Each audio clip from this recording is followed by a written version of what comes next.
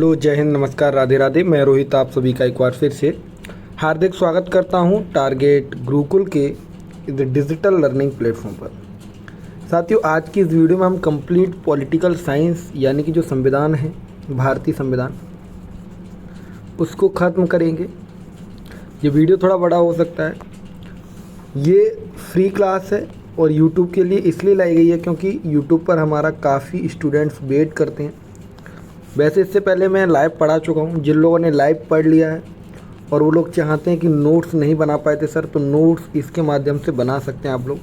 आपने अगर 2 live classes देखी है तो ये पूरी वीडियो आपके लिए है और इसमें हम एक एक करके सारे चैप्टर्स को पढ़ते हुए जाएंगे विथ नोट्स, ठीक है। तो अगर आप लोग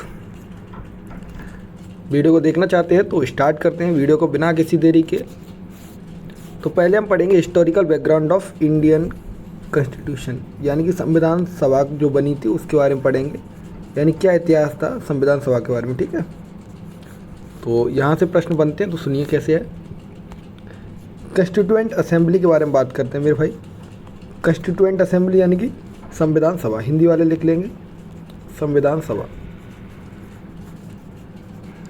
भाई बताऊँगा नोट्स कहाँ से लेना है, ठीक है। संविधान सभा, तो संविधान सभा देखो क्या हुआ, संविधान बनाने के लिए मांग पहले से चल रही थी, लेकिन वो कैसी थी, अनऑफिशियल थी, मतलब कोई ऐसी थी नहीं, ऑथेंटिक नहीं थी। तो किसने उठाई सबसे पहले, 1895 में बीजी तिलक यानी कि बाल गंगाधर तिलक जी ने कॉन्स्टिट्यूशन की मांग उठाई, लेकिन मांग को नन और वॉइड कर दिया और ख़त्म कर दिया। इसके बाद 1934, ये बहुत चर्चित है, ये पूछी जाती है, ये एम.एन. रॉय ने उठाई। किसने, मानवेंद्र रॉय ने, मानवेंद्र रॉय ने उठाई। और ये मांग कैसी हो गई, पहले अनऑफिशियल चल रही लेकिन उन्होंने ऑफिशियली मांग उठाई। इसके बाद कांग्रेस ने 1935 में उठाई। 1938 में जवाहरलाल नेहरू जी ने इंडिपेंडेंट कॉन्स्टिट्यूशन बनाने की मांग कर दी। और 1940 में एक अगस्त ऑफर भी आता है, यह स्वीकार कर लिया गया, अगस्त ऑफर में यह स्वीकार कर लिया गया कि भाई आप लोग अपना संविधान बना पाएंगे। फिर 1942 में ब्रिटिश गवर्नमेंट क्या करती है, क्रिप्स मिशन भारत भेजती है। क्या, क्रिप्स मिशन भारत आता है। क्रिप्स मिशन को में स्टीफन क्रिप्स आते हैं जो इंग्लैंड के मिनिस्टर होते हैं, ठीक है, स्टीफर्ड क्रिप्स होते हैं। लेकिन महात्मा गांधी जी इसे कह देते हैं कि ये कैसा पोस्ट डेटेड चेक है, यानी कि इस चेक की क्या वैधता ख़त्म हो गई, पोस्ट डेटेड चेक बोलते हैं इसको, और इसे नन वॉइड कर देते हैं। याद रखना 1942 के बारे में पूछा जाता है, तो यहाँ पर क्या आता है आपका, क्रिप्स मिशन आता है, ठीक है, क्रिप्स मिशन। कंफ्यूज मत हो जाना, हमारा संविधान सभा किससे बनी है, तो कैबिनेट मिशन है। अब देखिए जब क्रिप्स मिशन भी चला गया तो मई 1940 में क्या आता है, कैबिनेट मिशन भारत आता है। क्या, कैबिनेट मिशन भारत आता है, हिंदी वाले लिखते जाए, कैबिनेट मिशन भारत आता है। और कैबिनेट मिशन में 3 लोग आते हैं, सर क्रिप्स आते हैं, सर पैट्रिक लॉरेंस आते हैं और ए.वी. अलेक्जेंडर आते हैं। ए.वी. अलेक्जेंडर जो होते हैं वो उसके प्रेसिडेंट होते हैं, या चेयरमैन होते हैं, या चेयरपर्सन होते हैं, ठीक है। तो ए.वी. अलेक्जेंडर इसके चेयरपर्सन होते हैं और यहाँ पे आके वो संविधान सभा बनाते हैं। क्या बनाई जाती है, कॉन्स्टिट्यूएंट असेंबली। ये शॉर्ट नोट्स हैं तो चीज़ों को थोड़ा सा आप लोगों को समझना होगा। पूछा जाता है कि टोटल कॉन्स्टिट्यूएंट असेंबली में कितने मेंबर थे, तो याद रखना 389 मेंबर थे। ये कब की बात है सर, ये विभाजन से पहले की मांग है, जब डिवाइड नहीं हुआ है इंडिया और पाकिस्तान, उससे पहले 398 मेंबर थे हमारे, 389 सॉरी, ठीक है, 389 मेंबर थे। 389 मेंबर्स थे, जिसमें से इलेक्टेड यानी कि जिनको चुनाव करके आए थे वो कितने थे, 296 थे। चुनाव करने वाले सर, उसमें कांग्रेस पार्टी हुआ करती थी, जनता दल हुआ करता था, ये इन लोगों की बात है, ठीक है। तो 296 इसमें से चुने हुए मेंबर थे। नॉमिनेटेड कितने हैं, 93 नॉमिनेट किए, तो कहाँ से किए सर, जो प्रिंसली स्टेट हुआ करते थे, जिसमें आपने कई नाम सुने होंगे, हैदराबाद वगैरह, जो प्रिंसली स्टेट थी वहाँ से आए थे चुनकर, ठीक है, प्रिंसली स्टेट से चुनकर आए थे। अब 296 में भी सर कैसे थे, तो 296 में कांग्रेस के 208 मेंबर हुआ करते थे, मुस्लिम लीग के 73 मेंबर हुआ करते थे और 15 अदर के हुआ करते, 15 में जैसे जनता दल वगैरह ये सब आते थे। आपसे पूछा जाता है कि सर महिलाओं का भागीदारी कितनी, तो याद रखना 15 महिलाएं थी, ठीक है, कितनी महिलाएं थी, 15 महिलाएं थी, ये याद रखना। अगले बात, टोटल मैंने बता दिया 389 मेंबर्स थे, 389 मेंबर्स थे कॉन्स्टिट्यूएंट असेंबली में की संविधान सभा में। आइए थोड़ी सी बात करते हैं।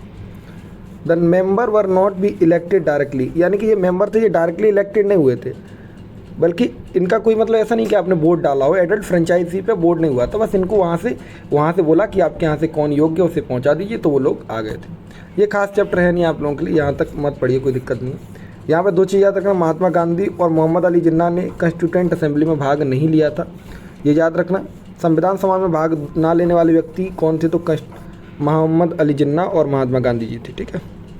प्रश्न देखिए, ये प्रश्न यहाँ से बनेगा आप लोगों के लिए, जल्दी छापिए कि संविधान की पहली मीटिंग कब हुई थी। तो फर्स्ट मीटिंग कब हो रही संविधान की, देखो आया कब, 1946 में आ गया सर, कब, मई में, क्रिप्स मिशन, वो कैबिनेट मिशन, ठीक है, कैबिनेट मिशन आ गया। फिर उसके ऊपर हम लोगों ने टीम बनाई कि किन किन लोगों को काम करना है, तो 389 हमने लोग चुन लिए जो प्रिंसली स्टेट के हुआ करते थे, कुछ इलेक्टेड होके आए थे और कुछ हमारे नॉमिनेटेड हुआ करते थे। तो इस प्रकार हमारी पहली मीटिंग होती है सर 9 दिसंबर 1946, कब, 9 दिसंबर 1946 को पहली मीटिंग होती है। और पहली मीटिंग में डॉक्टर सच्चिदानंद सिन्हा जी को क्या बनाया जाता है, अध्यक्ष बनाया जाता है। डॉक्टर सच्चिदानंद सिन्हा जी को अध्यक्ष बनाया जाता है, जिनकी एज होती है 81 ईयर। तो सर इनको क्यों बनाया गया था, क्योंकि फ्रेंच में सिस्टम चलता है भाई, फ्रेंच में कहते हैं जिसकी उम्र ज़्यादा होती है वही मतलब अनुभवी होता है और उसी को बनाना चाहिए। तो पहली मीटिंग में चुनाव तो हुआ नहीं था, तो इनको बना दिया और ये कैसे रहे, अस्थायी रहे थे, ठीक है, अस्थायी सदस्य, अस्थायी अध्यक्ष थे, ठीक है, अस्थायी अध्यक्ष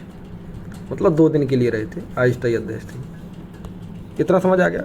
अब भाई 11 दिसंबर को दूसरी मीटिंग हो रही है, लिखो ये 11 दिसंबर 1946 को दूसरी मीटिंग हो रही है। इसमें डॉक्टर राजेंद्र प्रसाद जी आ रहे हैं, कौन, डॉक्टर राजेंद्र प्रसाद। इनको क्या बना दिया गया सर, डॉक्टर राजेंद्र प्रसाद को ये परमानेंट प्रेसिडेंट बनेगा। कैसे, परमानेंट, जब तक संविधान सभा रही तब तक इसके प्रेसिडेंट रहे। डिप्टी प्रेसिडेंट बहुत पूछा जाता है, डिप्टी प्रेसिडेंट या डिप्टी चेयरमैन कौन था, उपाध्यक्ष के बारे में बहुत पूछा जाता है, तो याद रखना HC मुखर्जी थे। कौन, HC मुखर्जी, वैसे 2 लोग थे, ठीक है, HC मुखर्जी थे। ये चीज़ें पॉइंट नोट कर लेना मेरे भाई। जिन लोगों ने वीडियोस लाइव में देखे हैं वो ठीक है, लेकिन लाइव के अलावा भी कई चीज़ें हैं जो चीज़ें मैं यहाँ पे बता रहा हूँ। लाइव में वो चीज़ें ऐसा होता है कभी कभी हम बता नहीं पाते हैं, कुछ कमेंट की वजह से नहीं हो पाता, तो इसलिए यहाँ पर जो चीज़ें नहीं आपने लिख पाई वो चीज़ें आप यहाँ पर लिखेंगे, ठीक है। अब बात कर ली हमने पूरा ये कॉन्स्टिट्यूएंट असेंबली के बारे में, जो भी इंपॉर्टेंट मुझे लगा मैंने इसमें आपको करा दिया है। अब आप लोगों का अगर कोई भी प्रश्न हो तो आप लोग क्वेरी कर सकते हैं, पूछ सकते हैं, ठीक है। 7-8 मिनट के अंदर हमने ये पूरा कॉन्स्टिट्यूएंट असेंबली को फिनिश कर लिया है। इसमें कुछ प्रश्न रह जाते हैं, जरा मैं देख लेता हूँ अगर आगे रखे हैं कि नहीं मैंने। अच्छा, ये अभी और कुछ प्रश्न है, उनको लिख लीजिए। यहाँ पे कोई खाली पेज नहीं है, ठीक है, 1 मिनट यहाँ पे लिखिए, खाली पेज नहीं है यार, चलो यही लिखिए। आखिरी मीटिंग यानी कि लास्ट मीटिंग कब होती है सर, लास्ट मीटिंग वाला क्वेश्चन बहुत पूछा जाता है और सारे लोग कंफ्यूज हो जाते हैं। तो लास्ट मीटिंग का याद रखना 24 जनवरी 1950 को, भाई मेरी लास्ट मीटिंग 24 जनवरी 1950 को। यहीं पर पहले प्रेसिडेंट चुन लिए जाते हैं, यानी कि पहले राष्ट्रपति जो राजेंद्र प्रसाद चुने जाते हैं वो 24 जनवरी को चुने जाते हैं। यहाँ पर हम नेशनल सॉन्ग, नेशनल एंथम, इन सब को अपनाते हैं, ठीक है, इन सब को अपनाते हैं। आप लोगों के लिए एक प्रश्न है, प्रश्न लिखिए, झंडा को हमने संविधान सभा से कब पास किया था, झंडा, झंडे के बारे में आप लोग बताइए, झंडे के बारे में, ठीक है, और किसने उसकी डिज़ाइन तैयार की थी। ये दोनों प्रश्न आप लोग लिखिए, जो लोग लिखेंगे उनका नाम भी नेक्स्ट वीडियो में लिया जाएगा। अगर इसी प्रकार आप मॉडर्न हिस्ट्री का चाहते हैं, मॉडर्न हिस्ट्री हिंदी वगैरह का चाहते हैं वीडियो, तो आप लोग कमेंट ज़रूर करें और आपको ये वीडियोस मिल जाएंगे, ठीक है। आज पॉलिटी पर कम से कम आपको प्यार देना है, 60+ लाइक लेके जाना है इस वीडियो पर, और मोर देन 40+ कमेंट होने चाहिए। इस वीडियो के अंदर हम लोग सारी पॉलिटी कवर करने वाले हैं, तो थोड़ा सा प्यार तो बनता है। तो हमने अब आ गए हम किस पे, उद्देशिका पे सर आ गए, किस पे, प्रीएम्बल पे। प्रीएम्बल की बात करते हैं इंडियन कॉन्स्टिट्यूशन में। तो प्रीएम्बल क्या है, it is the first page of constitution, यानी कि आपने जब बुक को पढ़ा होगा, जैसे मेरे भाई जब आप बुक को पढ़ते हैं तो बुक में पहले इंडेक्स दिया रहता है कि इस बुक के अंदर हम लोग क्या क्या पढ़ेंगे। उसी प्रकार अगर आप उद्देशिका को पढ़ लें या प्रीएम्बल को पढ़ लें तो आपको उसके बारे में सब कुछ समझ आ जाता है कि संविधान के अंदर ये चीज़ें लिखी हैं और इन शब्दों का प्रयोग हुआ है। तो ये सारी चीज़ें आपको कब समझ आती हैं, जब आप प्रीएम्बल को पढ़ लेते हैं। तो इसीलिए N.A. पालकीवाला ने कहा था, जो N.A. पालकीवाला थे उन्होंने कहा था कि ये जो प्रीएम्बल है ना, प्रीएम्बल क्या है, आइडेंटिटी कार्ड ऑफ कॉन्स्टिट्यूशन है। भाई मेरी राइटिंग ख़राब है, थोड़ा समझ लेना। तो प्रीएम्बल क्या है, identity card of Indian constitution है, ठीक है। अब सुनिए, सबसे ज़्यादा प्रश्न पूछा जाता है कि हमने किस देश से लिए ये, तो प्रीएम्बल हमने लिए USA। कहाँ से बोरो की, अमेरिका से, USA। प्रीएम्बल को 13 दिसंबर को पेश करते हैं कौन? जवाहरलाल नेहरू जी 1946 में जवाहरलाल नेहरू जी पेश करते हैं, ठीक है। और इसका नाम होता है उस समय पर ऑब्जेक्टिव रिजोल्यूशन। क्या होता है? ऑब्जेक्टिव रिजोल्यूशन, ठीक है। इस प्रकार याद भी रखना ये सारी चीज़ें। डेट आपसे बहुत पूछा जाता है कि प्रियम्बल कब आती है, तो ये सारी चीज़ें आप लोग याद रखना। अब इसके बारे में हम देखा प्रियम्बल को पार्ट ऑफ इंडियन कॉन्स्टिट्यूशन किसने माना किसने नहीं माना, तो याद रखना 3 केस आते हैं। पहला बैरुअनी केस होता है 1960 में। बैरुअनी केस में बोला जाता है कि प्रियम्बल क्या है? कॉन्स्टिट्यूशन का पार्ट नहीं है। किसका भाग नहीं है? संविधान का भाग नहीं है। पर लोग कहते हैं यार संविधान का भाग नहीं तो फिर किसका भाग है? तो भाई इसके लिए केशवानंद भारती केस आता है कब? 1973 में। और 1973 में जब केशवानंद भारती केस आता है तो उसमें वो कहते हैं, सुप्रीम कोर्ट कहता है कि जी प्रियम्बल क्या है कि पार्ट है। भाई अभी कहा नहीं है, प्रियम्बल है, लोग कन्फ्यूज़। तो फिर एक और केस आता है LIC ऑफ इंडिया 1995। अब ये कहता है कि प्रियम्बल पार्ट है। तो अब यहाँ से सिद्ध हो जाता है कि भाई प्रियम्बल क्या है? पार्ट ऑफ इंडियन कॉन्स्टिट्यूशन है। लेकिन याद रखना हम प्रियम्बल को अमेंड कर सकते हैं। क्या कर सकते हैं? उद्देशिका को हम अमेंड कर सकते हैं, वो संशोधित कर सकते हैं, लेकिन उसके बेसिक स्ट्रक्चर के साथ छेड़खानी नहीं कर सकते। क्या सर प्रियम्बल अमेंड हुई है? तो बिल्कुल प्रियम्बल अमेंड हुई है। कब हुई है? तो प्रियम्बल 42वां संविधान संशोधन 42nd अमेंडमेंट एक्ट 1976 में एक बार ही अमेंड हुई अभी तक, और उसमें 3 शब्दों को जोड़ा गया था, समाजवाद, पंथनिरपेक्ष और इंटीग्रिटी, ठीक है। पंथनिरपेक्ष और इंटीग्रिटी, ये याद रखना ये सब। सर प्रियम्बल को अडॉप्ट कब किया जाता है? अगर आपने बताया कि 13 दिसंबर को पेश करते हैं 1946 में जवाहरलाल नेहरू जी, तो संविधान सभा ने इसको कब अपनाया गया? तो ये लिखा है डेट 26 नवंबर 1949 को संविधान सभा ने इसे अपनाया था। अब बताइए मुझ प्रियम्बल में आपका कोई दिक्कत? प्रियम्बल से रिलेटेड कोई भी प्रश्न हो आप लोग ड्रॉप कर सकते हैं इसमें। प्रियम्बल को आत्मा किसने कहा है? उद्देशिका को संविधान की आत्मा किसने कहा है? कमेंट में छापिए। ये सब जो प्रश्न आपसे पूछे जाए उनको ज़रूर लिखिए आप लोग। प्रियम्बल को संविधान की आत्मा किसने कहा है? छापिए आप लोग कमेंट में। बिल्कुल, बहुत बढ़िया, बहुत अच्छा। अगर ये वीडियो अच्छा लग रहा है तो वीडियो को लाइक कर सकते हैं।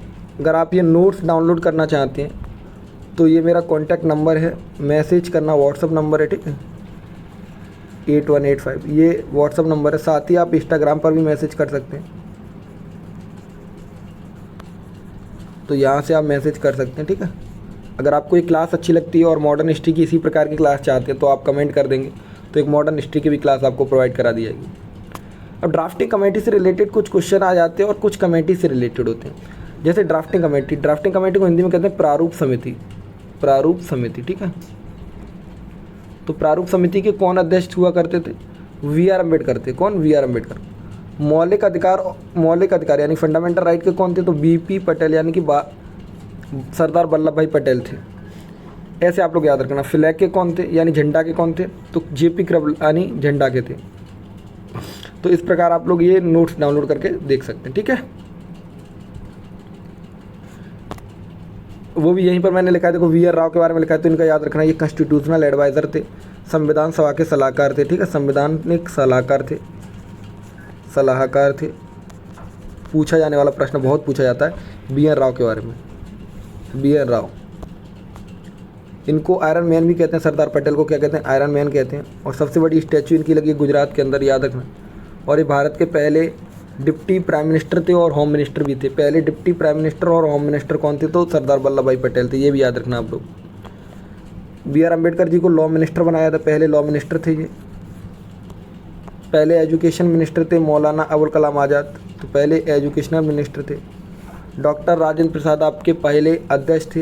ये कब की बात चल रही सर? 1950 की बात चल रही है, जब हम लोगों ने एक किसको बनाया है? कैबिनेट को बनाया। तो कैबिनेट के मेंबर्स थे।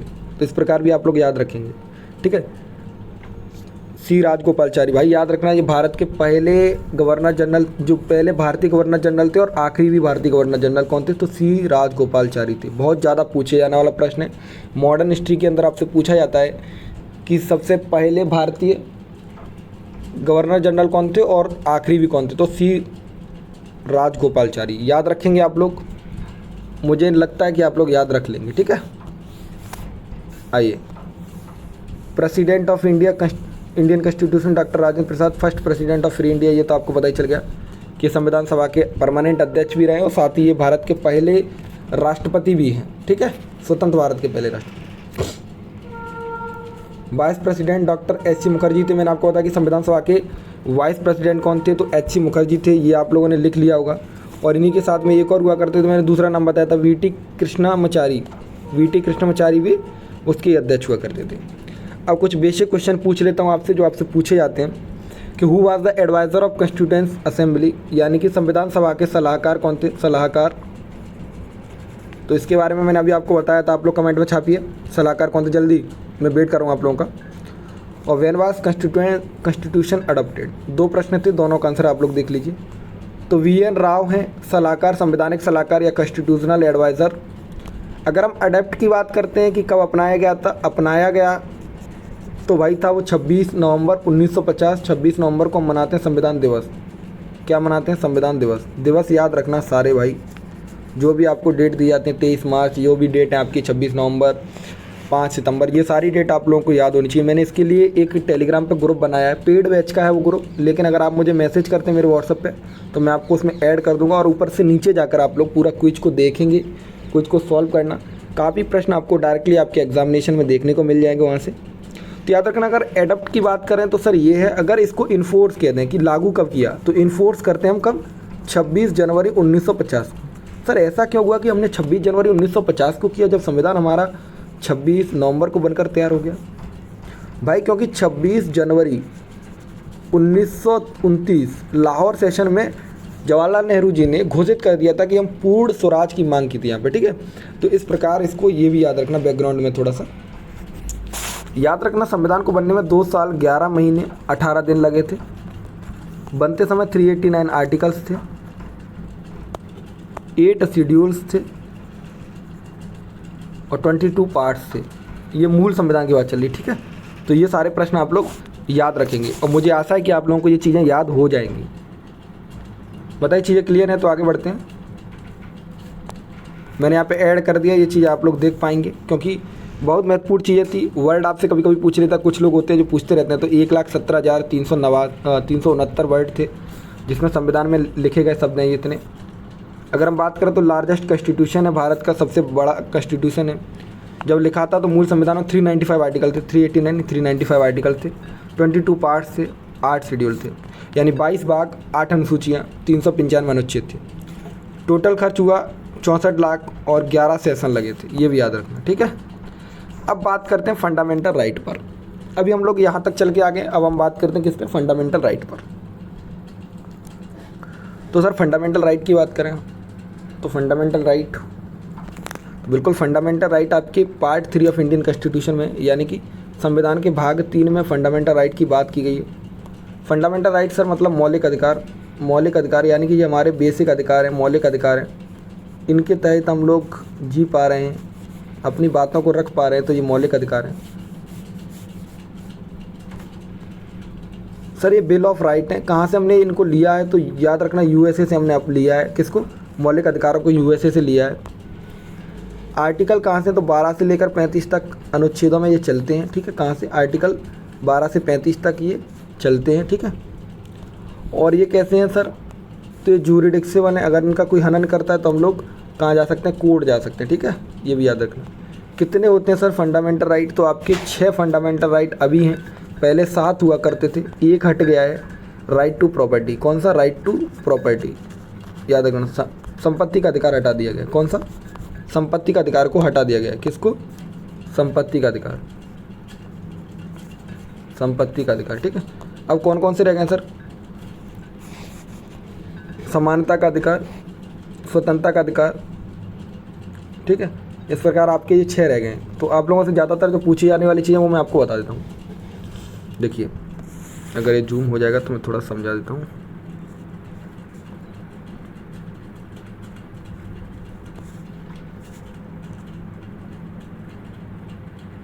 मैंने यहाँ पे देखो राइट टू इक्वलिटी वाला लिखा है, समानता का अधिकार के बारे में मैंने आपको यहाँ समझाया है। समानता मतलब कि हमारे जाति, धर्म, इन सब चीज़ों से, कास्ट की सबसे दूर रहकर हम लोगों में एक समानता है कि हम एक ही जगह खाना खा सकते हैं, ऐसा नहीं कि कोई किस जाति से बिलोंग करता है। तो इस प्रकार की समानता है। समानता आर्टिकल कहाँ से कहाँ तक है, तो सर 14 से 18 तक हम बात करते हैं। आर्टिकल 14 से 18 तक हम राइट समानता के अधिकार की बात करते हैं। 19 से 22 तक हम बात करते हैं सर किसकी, स्वतंत्रता के अधिकार की। स्वतंत्रता किसकी है कि हम कहीं भी जा सकते हैं, किसी भी देश में जा सकते हैं, पढ़ सकते हैं, खेल सकते हैं, बोल सकते हैं। तो याद रखना 19 से 22 तक किसकी स्वतंत्रता है, तो 19 से 22 तक हमारी स्वतंत्रता है, ठीक है, किसकी, मतलब स्वतंत्रता का अधिकार है ये, ठीक है, 19 से 22। अब मैं कुछ आर्टिकल आपसे पूछता हूँ। आर्टिकल 17, आर्टिकल 18, आर्टिकल 19 भाई बहुत महत्वपूर्ण है। आर्टिकल 17 आपका छुआछूत से रिलेटेड है, अनटचेबिलिटी से रिलेटेड है। आर्टिकल 18 उपाधियों का अंत है, जिसमें आपका केवल एकेडमिक और डिफेंस की उपाधियों को छोड़कर बाकी सारी उपाधियों का अंत किया जाता है। आर्टिकल 19 में सर क्या है, तो आर्टिकल 19 में आपका राइट टू स्पीच है, ठीक है, ये याद रखना। जब आपकी बात आती है, किसकी बात करते हैं सर, शोषण के विरुद्ध अधिकार, राइट टू एक्सप्लोरेशन मतलब शोषण के विरुद्ध अधिकार। शोषण के विरुद्ध अधिकार में आपके आर्टिकल 2 आते हैं, 23 और 24। 23 और 24 में क्या है, 23 आपका जो है उस आर्टिकल 23 आपका किससे रिलेटेड, बधुआ मजदूरी से रिलेटेड है, ठीक है। और आर्टिकल 24 कहता है कि जोखिम भरी जगहों पर बच्चों से कार्य नहीं करा सकते। तो 23 और 24 के बारे में भी आप लोग अच्छे से याद कर लेंगे। अब इसके बाद आता है आपका धार्मिक स्वतंत्रता का अधिकार। तो धार्मिक स्वतंत्रता के अधिकार में अगर हम देखेंगे तो आर्टिकल 25, 26 और 27 आते हैं, ठीक है। आर्टिकल 25, 26, 27 आते हैं और इसमें 28 और 29 आते हैं, सॉरी 29 और 30 आते हैं इसमें, ठीक है, 29 और 30 आते हैं। Culture and educational right. और लास्ट वाला जो आपका है, ठीक है, कौन सा लास्ट वाला आपका, लास्ट वाला आपका है कॉन्स्टिट्यूशनल रेमेडीज़, यानी कि हिंदी में इसको क्या कहते हैं, उपचारों का अधिकार, मानवाधिकारों का उपचार। तो आपको पता है लास्ट वाला जो है आर्टिकल 32 के तहत आता है। ये आर्टिकल 32 के तहत आता है। इसमें 5 प्रकार की रेट जारी होती हैं। कैसी 5 प्रकार की रेट जारी करता है सुप्रीम कोर्ट अगर आपका कोई हनन करता है। आप लोगों को एक चीज़ लिखाता हूँ, आर्टिकल जो 32 है आपका, इसको डॉक्टर वी.आर. अम्बेडकर जी ने, डॉक्टर वी.आर. अम्बेडकर जी ने क्या क्या है कि ये संविधान की आत्मा है। क्या है, ये संविधान की आत्मा है, संविधान की आत्मा है। आर्टिकल कौन सा, 32, ठीक है। इस प्रकार आप लोग याद रखेंगे कि आर्टिकल 32 को संविधान की आत्मा किसने कहा है, तो डॉक्टर वी.आर. अम्बेडकर जी ने कहा है। ये प्रश्न बहुत पूछा जाता है, क्यों कहा है, क्योंकि देखो भाई अगर आपके मौलिक अधिकारों का हनन होता है, अगर कोई भी परेशानी होती है, तो आप लोग इस आर्टिकल के तहत 5 प्रकार की रिट जारी होती है। मैं बताता हूँ कौन कौन सी रिट जारी होती हैं। तो उनके लिए हम कोर्ट जा सकते हैं। कहाँ जा सकते हैं, सुप्रीम कोर्ट। और याद रखना संविधान का गार्जियन कौन होता है, तो सुप्रीम कोर्ट। मैंने आपको बताया था शुरुआत में 7 हुआ करते, तो 1 हटा दिया गया, फंडामेंटल राइट अभी 6 हैं। तो 1 हटाया गया था, राइट टू प्रॉपर्टी यानी संपत्ति का अधिकार। तो वो अमेंडमेंट था 44वां संविधान संशोधन 1978। 44वां संविधान संशोधन 1978 में इसको हटा दिया गया था। याद रखना जो 42वां संविधान संशोधन था साथियों 1976 में, इसको मिनी कॉन्स्टिट्यूशन कहते हैं, यानी कि अपने आप में खुद में एक लघु संविधान है। ये मिनी कॉन्स्टिट्यूशन है, ये 1976 वाला संविधान संशोधन। और इसके तहत आपको पता है कि पहली बार जब प्रियम्बल को अमेंड किया गया था, तो यही संविधान संशोधन है जिसके तहत प्रियम्बल को अमेंड किया गया। मैंने आपको बताया कि सुप्रीम कोर्ट जो आपका है वो मौलिक अधिकारों का क्या है, गार्जियन हुआ करता है। ये सारी चीज़ें मैं आपको बोलते जा रहा हूँ, वही चीज़ें लिखी। आर्टिकल 32 को डॉक्टर वी.आर. अम्बेडकर जी ने हार्ट एंड सोल कहा, यानी कि संविधान की आत्मा कहा। ये भी याद रखना आप लोग। इमरजेंसी के टाइम पे आर्टिकल 352, यानी कि आपका ये नेशनल इमरजेंसी। इमरजेंसी कितने प्रकार की होती है, जल्दी बताइए कमेंट बॉक्स में। नेशनल इमरजेंसी, इमरजेंसी, आपातकाल, बताइए आपातकाल, आपातकाल कितने प्रकार का होता है, आपातकाल के बारे में बताइए। तो बिल्कुल 3 प्रकार का आपातकाल होता है, उनके बारे में लिख दीजिए आप लोग। तो 1900 जो आर्टिकल 352 है, इसके तहत अगर आपके सारे फंडामेंटल राइट है वो ऑटोमेटिकली सस्पेंड हो जाते हैं। आर्टिकल 358 में आर्टिकल 19 आपका ऑटोमेटिकली मतलब अपने आप सस्पेंड हो जाता है जब आर्टिकल 358 इम्पोज होता है स्टेट के ऊपर। लेकिन इसमें 2 ही आर्टिकल नहीं सस्पेंड होते हैं इमरजेंसी के टाइम पर, वो आर्टिकल होते हैं 20 और 21, जीने का अधिकार और रहने के अधिकार को नहीं छीना जाता। बाकी सारे आर्टिकल्स आपके छीन लिए जाते हैं, ठीक है। तो ये चीज़ आप याद रखेंगे। 3 प्रकार के केस हैं, तो ये केस खास है नहीं, अगर होते तो मैं आपको ज़रूर बताता। अगर इसको आप याद रखना है तो वो याद रखना, गोल कानून, ये सारे आप लोग स्क्रीनशॉट ले सकते हैं, या फिर एक काम करेंगे कि मैं ये अब नोट्स आपको दूंगा तो आप लोग देख लेंगे। अब इस चैप्टर से क्या क्या क्वेश्चन बन रहा है वो ज़रा देख लीजिए। इस चैप्टर से हमने 2 क्वेश्चन को रखा है कि संविधान जब मूल संविधान बनकर तैयार हुआ था तब कितने फंडामेंटल राइट थे, उनका नाम भी लिख दीजिए आप लोग कमेंट बॉक्स में कि कितने फंडामेंटल राइट हुआ करते थे जब मूल संविधान बना। ये प्रश्न पूछे हुए हैं। और 44वां संविधान संशोधन कब हुआ और उससे क्या चेंजेस हुए, 44वें संविधान संशोधन से क्या चेंजेस हुए, ज़रा बता दीजिए आप लोग। अब हम लोग 3 चैप्टर को पढ़ चुके हैं। पहले में हमने कॉन्स्टिट्यूएंट असेंबली के बारे में पढ़ा, दूसरे में हमने प्रियम्बल पढ़ा, तीसरे में हमने फंडामेंटल राइट पढ़े। देखो शॉर्ट वीडियो तो शॉर्ट के तरीके से ही पढ़ेंगे हम लोग, ठीक है। इससे पहले मैं लाइव में पढ़ा चुका हूँ, पूरे क्लासेस यूट्यूब पर भी करा दिए हैं। आपने अगर ऐप पे या कोर्स परचेज़ किया तो कोर्स में भी कर लिए। तो मुझे नहीं लगता कि अब आप लोगों को ज़्यादा ही दिक्कत पड़ेगी अगर मैं वीडियो को थोड़ा सा फास्ट फॉरवर्ड करूँ तो आप लोगों को कोई दिक्कत होगी, नहीं लगता कि होगी। अगर फिर भी अगर कोई दिक्कत रह जाती है, अगर नोट्स वगैरह लेने हैं तो जो नंबर दिया गया आपको उस पर कॉन्टैक्ट कर सकते हैं, ठीक है। अब हम बात करते हैं डीपीएसपी। डीपीएसपी को कहते हैं, क्या बोलते हैं, directive principle of state policy, यानी कि राज्य के नीति निर्देशक तत्व, राज्य के नीति निर्देशक तत्व। Doctor B are Ambedkar ji ने इसे नॉवल ऑफ इंडियन कॉन्स्टिट्यूशन भी कहा है, तो ये भी याद रखना आप लोग। तो आइए, डीपीएसपी जो आपकी है वो किस में, भाग 4 में है। किस में, भाग 4 में रखी है। अभी आपने देखा भाग 3 में क्या था, फंडामेंटल राइट थे। भाग 4 में आपकी क्या है, डीपीएसपी है। आर्टिकल 36 से 51 तक चलती, कहाँ से, आर्टिकल 36 से 51 तक। किस देश से लिए हमने, तो आयरलैंड से लिए सर। ये कहाँ से लिए, आयरलैंड से लिए, ये याद रखना। ये नॉन जस्टिसेबल इन नेचर होती है, यानी कि अगर इनका कोई हनन करता है, अगर कोई इनको फॉलो नहीं करता तो इसके लिए हम कोर्ट नहीं जा सकते, किसी पे ज़बरदस्ती इसको इम्पोज नहीं किया जा सकता। ये भी याद रखना आप लोग। डीपीएसपी में आर्टिकल जो महत्वपूर्ण है वो देखो, वैसे डीपीएसपी को 3 प्रकार में बांटा गया था। एक समाजवाद था, एक गांधीयन प्रिंसिपल हुआ करता है, एक लिबरल इंटेलेक्चुअल है। अब इनमें भी सबसे इंपॉर्टेंट जो आपके हैं, देखो अगर गांधीयन की बात करें तो ये सब ग्राम से जुड़े हुए हैं, गाँव से जुड़े हुए, गाँव से जुड़े हुए आर्टिकल सब इसमें ही आते हैं। अब मैं कुछ महत्वपूर्ण आर्टिकल बता रहा हूँ, वो आप लिख लीजिए। आर्टिकल 51 इंटरनेशनल पीस से रिलेटेड आपका।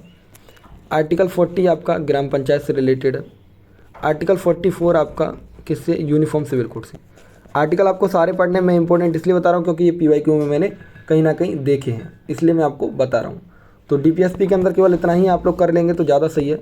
और एक याद रखना, 86वीं संविधान संशोधन से भी डीपीएसपी अमेंड हुई थी, या भी याद रखना 2002 का, ये 86वां संविधान संशोधन 2002 का है, जिसने डीपीएसपी को भी अमेंड किया है, फंडामेंटल राइट को भी अमेंड किया है और आपकी फंडामेंटल ड्यूटी को भी अमेंड किया है। तो 3 चीज़ों को अमेंड करने वाला एक ही आर्टिकल, एक मिनट सॉरी।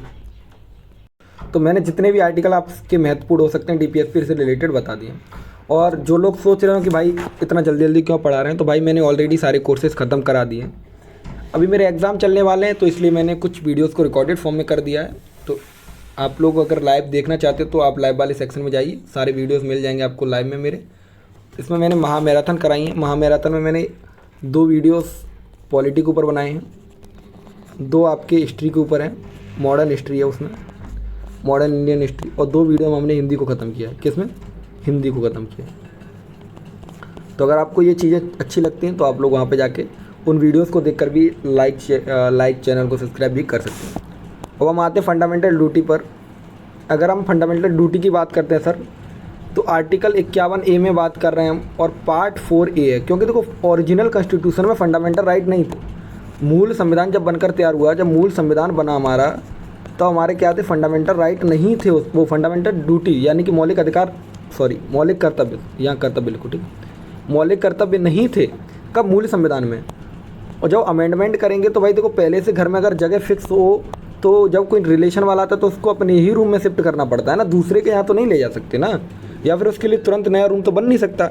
उसी प्रकार जब फंडामेंटल ड्यूटी उसमें नहीं थी तो उनको ऐड किया गया। कब, तो भाग 4 में आपकी डीपीएसपी थी, तो उसमें भी हम समाज की बात करते हैं, वेलफेयर ऑफ सोसाइटी की बात करते हैं। तो उसी प्रकार हमने सोचा कि जब फंडामेंटल ड्यूटी भी किसके लिए, वेलफेयर ऑफ सोसाइटी के लिए, तो इनको इसी में ऐड कर देते। तो भाग 4A में रख दिया इनको, ओरिजिनल कॉन्स्टिट्यूशन में नहीं थे। और ये जोड़े कब गए, तो 42वें संविधान संशोधन 1976 में। तभी तो मैं कहता हूँ कि ये संविधान कैसा है, ये जो संशोधन है ना, ये इसको इसीलिए मिनी कॉन्स्टिट्यूशन बोला जाता है। इसने भाई फंडामेंटल ड्यूटी को भी ऐड किया है। तो 42वां संविधान संशोधन 1976, इसमें 10 फंडामेंटल ड्यूटी ऐड होती हैं। कितनी, 10। और कौन सी कमेटी की रिकमेंडेशन होती है, सरदार स्वर्ण सिंह कमेटी। कौन सी, सरदार स्वर्ण सिंह कमेटी। बहुत पूछे जाने वाला प्रश्न है कि किस कमेटी ने इनको ऐड कराने के लिए जोर दिया था या किया था। तो याद रखना, सरदार स्वर्ण सिंह कमेटी के द्वारा किया जाता है। पर लेकिन सर अभी तो 11 फंडामेंटल ड्यूटी आप कह रहे हैं कि 10 ऐड की गई हैं 42वें संविधान संशोधन से। तो एक कब आई, तो एक आपकी आती है 86वें संविधान संशोधन 2002 में। एक ड्यूटी को ऐड किया जाता है जिसमें हम किसकी बात करते हैं, शिक्षा से रिलेटेड है ये, ठीक है। तो 86वां संविधान संशोधन याद रखना शिक्षा से रिलेटेड। अगर आपसे ये प्रश्न बहुत पूछे जाने वाले प्रश्न है, पॉपुलर प्रश्न है, तो इस प्रकार आप याद रखना 86वां संविधान संशोधन इससे रिलेटेड है। तो पहले तो आप लोग चैनल को सब्सक्राइब कर लें। आधा घंटा हो गया बोलते बोलते, मुझे काफ़ी थकान हो रही है। कोशिश करेंगे कि आज ये पूरा ख़त्म कर लें। अगर कोई टॉपिक रह जाता है तो आप लोग कमेंट में बता देना, जो आपको पढ़ना है उसको मैं पढ़ा दूंगा आपको बाद में, ठीक है। तो कौन कौन सी फंडामेंटल ड्यूटियाँ सर ज़रा बता दीजिए आप लोग। तो देखो 11 फंडामेंटल ड्यूटियाँ वो इस प्रकार हैं कुछ आपकी फंडामेंटल ड्यूटीज़, ये मैंने कहीं से लिया है, ठीक है, देख लेना। हमको रेस्पेक्ट करना है किसका, संविधान का और तिरंगे का। हमें लोगों के साथ मिलजुल कर रहना है। जो 11वीं आपकी जोड़ी गई तो एजुकेशन फॉर चिल्ड्रन थी, ठीक है, एजुकेशन फॉर चिल्ड्रन। बाकी आप 11 इनको पढ़ सकते हैं, आपसे कभी कभी एग्जाम में पूछी जाती है। वैसे बहुत नॉर्मल है, बेसिक है कि जो सरकारी संपत्ति है उसको बचा के रखना है, क्योंकि अपनी संपत्ति है। देश की सेवा करनी है, अगर देश को कभी ज़रूरत पड़े तो उसको डिफेंड करना है। तो ये सारी चीज़ें इन्हीं फंडामेंटल ड्यूटीज़ में लिखी हुई हैं। तो आइए बात करते हैं किस पे, पार्लियामेंट पे आ गए। हम लोगों ने काफ़ी टॉपिक कर लिए हैं, अब पार्लियामेंट पर बात करते हैं। पार्लियामेंट हमारा क्या कह रहा है भाई।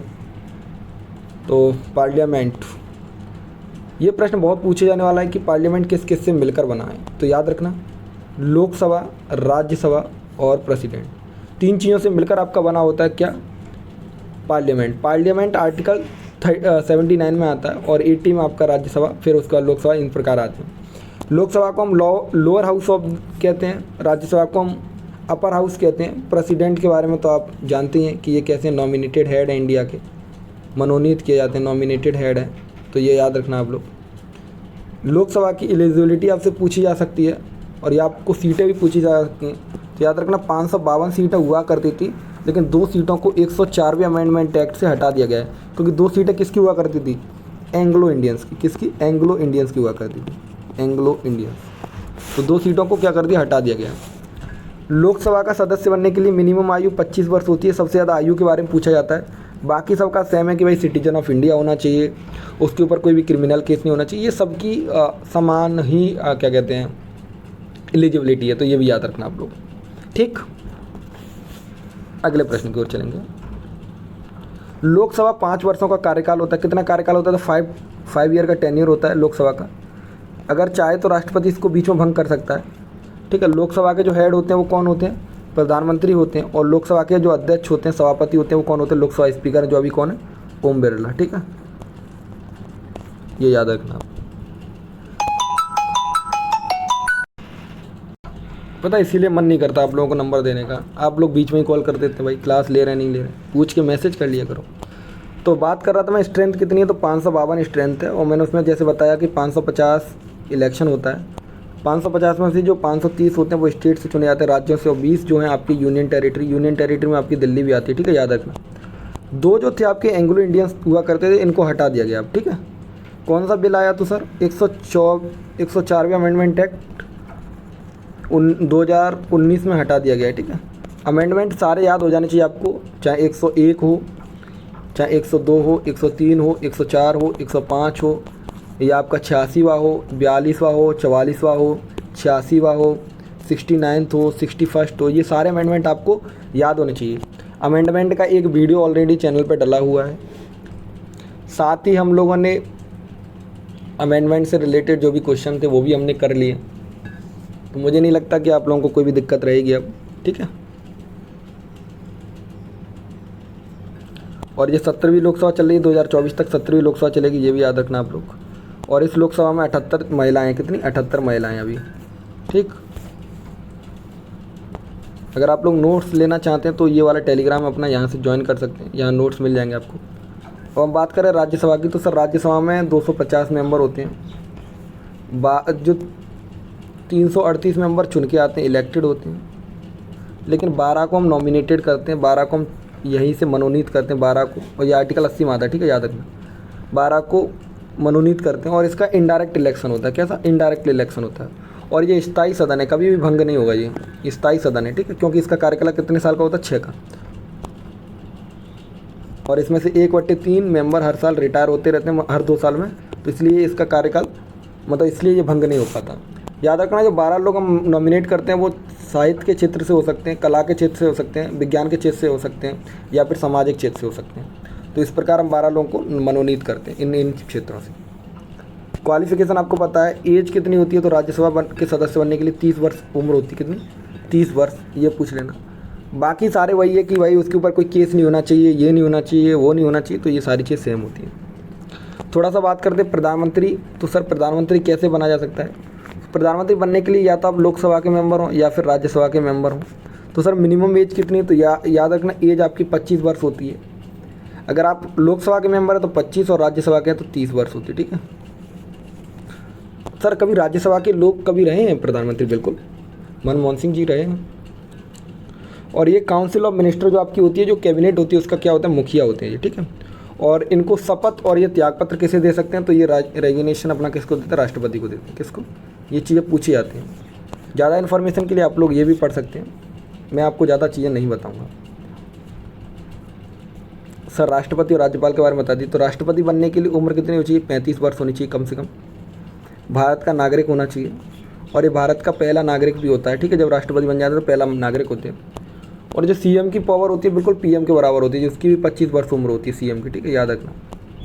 राज्यपाल के लिए उम्र 30 वर्ष होनी चाहिए। कितनी? 30 ईयर्स, 30 वर्ष होनी चाहिए राज्यपाल के लिए उम्र। ठीक, तो ये भी चीज़ें आप लोग याद रखेंगे। जैसे मैंने आपको बताया, राष्ट्रपति हाई कोर्ट के जज को शपथ दिलाता है गवर्नर, सीजीआई को शपथ दिलाते हैं कौन? राष्ट्रपति। लेकिन इनका रेजिग्नेशन कौन लेता है? राष्ट्रपति। उपराष्ट्रपति कौन है इस समय, जरा बताइए आप लोग कमेंट बॉक्स में। ये 5 प्रकार की जो रेट थी, वो रेट के नाम यहाँ पे मैं लिख दिए, अगर आप लोग देखना चाहें तो देख सकते हैं। वैसे रेट के ऊपर एक वीडियो भी डला हुआ है, उसको भी देख सकते हैं। ज्यूरिडिक्शन की बात करें कि सुप्रीम कोर्ट कैसे क्या, तो भाई ये सुप्रीम कोर्ट के बारे में। सुप्रीम कोर्ट हमारा बनता है 28 जनवरी 1950 को, और ये पार्ट 5 में बात करता है। अगर हम देखेंगे तो न्यायपालिका की बात किस में? पार्ट 5 में है। और पार्ट 5 के आर्टिकल 124 से लेकर के आर्टिकल 147 तक बात होती है। सीजीआई का अपॉइंटमेंट कौन करता है? मैंने आपको बताया कि राष्ट्रपति करता है, प्रेसिडेंट करता है सीजीआई का अपॉइंटमेंट। सीजीआई की क्या क्वालिफिकेशन होनी चाहिए? देखो भाई ये लिखा है क्वालिफिकेशन। अगर हमको सीजीआई बनना है या फिर यानी कि जज बनना है किस में? सुप्रीम कोर्ट में, तो उसके लिए कम से कम हमको सिटीजन ऑफ इंडिया तो होना ही चाहिए। साथ ही कम से कम 5 वर्ष तक हमने सर्विस की हो एज अ जज। कहाँ पे? किसी कोर्ट में, हाई कोर्ट में। और 10 वर्ष, या फिर हमने 10 वर्ष तक क्या किया हो? एज अ एडवोकेट वर्क किया हो। कैसा? एडवोकेट वर्क किया। तो इनका जो कार्यकाल होता है इनकी मिनिमम एज कुछ नहीं होती, लेकिन मैक्सिमम एज होती है 65 ईयर। ठीक है, 65 साल पे इनको रिटायरमेंट मिल जाता है। तो ये टेन्योर एज इनकी यही होती है। वो तो आपको पता है कौन दिलाता है? राष्ट्रपति दिलाते हैं, राष्ट्रपति दिलाते हैं। ठीक है, और इनको हटाने का प्रोसेस सेम है, चाहे चीफ जस्टिस ऑफ इंडिया को हटाया जाए, चाहे हाई कोर्ट के जज को हटाया जाए, या फिर आपकी प्राइम मिनिस्टर को राष्ट्रपति को हटाया जाए। तो सबके जो उठाने का प्रोसेस है, यानी कि इनको अपने पद से निरस्त करने का, हटाने का जो प्रावधान है वो सेम है एकदम। कैसा है कि इन लोगों के लिए हमको क्या चलाना पड़ता है? बताइए। बिल्कुल, बहुत बढ़िया। आपको मैंने बताया कि सुप्रीम कोर्ट के पास रिट जारी करने के लिए आर्टिकल 32 होता है, उसी प्रकार हाई कोर्ट के पास जो रिट जारी करने का जो आर्टिकल होता है वो 226 होता है। ठीक है, आर्टिकल 226 के तहत ये 2 प्रकार की रिट जारी करता है हाई कोर्ट। आर्टिकल 32 केवल फंडामेंटल रेट जारी करता है, लेकिन हाई कोर्ट क्या फंडामेंटल रेट के साथ में लीगल रेट भी जारी करता है। कैसी? Legal rate. तो इतना ही क्वेश्चन आपसे पूछा जाता है, तो लिख लेना ये। आगे चलिए। तो अगर अभी तक आपने टारगेट गुरुकुल के ऐप को डाउनलोड नहीं किया, टेस्ट सीरीज को नहीं लगाया, तो भाई लगा लेना, फ्री में ऑफ टेस्ट सीरीज भी है वहाँ पर। साथ ही हमारे टेलीग्राम को फॉलो कर सकते हैं। और अगर ये वीडियो पसंद आया तो मुझे तो लाइक करना ही करना है भाई। ठीक है, आप लोगों को। बाकी अगर आप ये नोट्स डाउनलोड करना चाहते तो एक बार मैं नंबर को दोबारा से लिख देता हूँ। जो लोगों ने नहीं लिखा है नंबर लिख लेंगे। नंबर ये नंबर है, कॉल मत करना, मैसेज कर देना, आपको नोट्स ही मिल जाएंगे। साथ ही आपकी जो भी क्वेरीज़ रहेंगी, क्वेरीज़ आप यहाँ पे भेज सकते हैं। भाई मेरे एग्जाम चलेंगे तो मैं ज़्यादा आपकी क्वेरीज़ नहीं देख पाऊँगा, लेकिन जब भी देखूँगा आपका रिप्लाई मिल जाएगा आपको। अगर आप मॉडर्न हिस्ट्री, ज्योग्राफी वगैरह पे ऐसी ही क्लासेस चाहते हैं जिसमें एक क्लास में हम काफ़ी चीज़ों को कवर कर लें, तो आप लोग कमेंट बॉक्स के माध्यम से मुझे बता सकते हैं, जिसमें हम लोग वीडियो बना देंगे और उसमें हम ज़्यादा से ज़्यादा चीज़ों को कवर करने का कोशिश करेंगे। जैसे आज हमने पॉलिटिकल साइंस में किया है। इसमें इस क्लास के माध्यम से मैं इतना बता सकता हूँ, अगर आप इस क्लास को शिद्दत के साथ देख लेते हैं और नोट्स को अच्छे से प्रिपेयर कर लेते हैं, तो अगर इन चैप्टर से कोई भी क्वेश्चन आएगा तो आप लोग आसानी से कर पाएंगे। मोस्ट ऑफ क्वेश्चन यहीं से आएंगे। अब आप लोगों को पढ़ना क्या क्या है तो भाई वो चीज़ देख लीजिए। अमेंडमेंट पढ़ लेना अच्छे से, पार्ट पढ़ लेना और शेड्यूल्स पढ़ लेना। ये आप लोगों की ड्यूटी है कि आप लोग पढ़ के जाएंगे। आर्टिकल्स तो पढ़ने ही पढ़ने भाई। ये 4 चीज़ आप लोग पढ़ लेंगे। इनका PDF मैं आप अपने टेलीग्राम पे डाल दूँगा, तो आप लोग वहाँ से डाउनलोड कर पढ़ सकते हैं। धन्यवाद। जय हिंद। राधे राधे। बहुत बहुत धन्यवाद।